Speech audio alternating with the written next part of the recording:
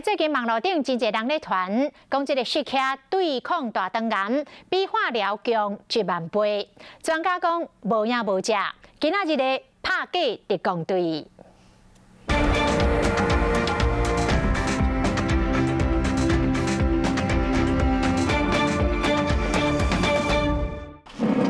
一桶一桶真大粒往来适客，大粒就真饱甜。即摆只是适客大出的时阵，最近有网络文章强调讲，适客是上强的癌症杀手，用来治疗结肠癌，也就是大肠癌的效果比化疗强1万倍。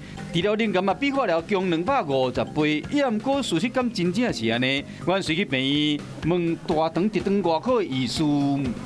我想所有的食物水果都。 多少带有些所谓抗氧化的作用，它可以增加你免疫力，但是你要把它拿来做抗癌，甚至跟化疗药品来做一个比较的话，这样是不对的。不是说你吃这个就可以做抗癌，那这样子我们干脆就种释迦就好了。 网络上有其他文章表示讲，真侪水果拢会使抗癌，甚至代替正规治疗的效果。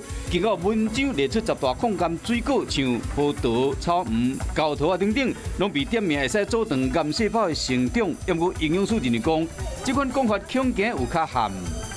所以拿来预防是 OK， 可是治疗就不行，不能替代正统的治疗。对，如果是预防的话是 OK 的。比如说你正在癌症治疗，然后你没有去治疗，然后你反而去用水果来做取代的话，那当然是非常不可以的哦。就因为这个是风险性很高的，因为癌症治疗其实你还是要用药，然后均衡的6大类食物都要吃到。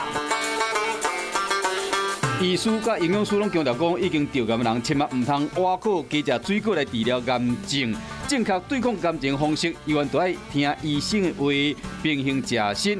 网络真侪文章看起来敢若是好意，其实无正确，千万唔通信以为真，牵着治疗时机。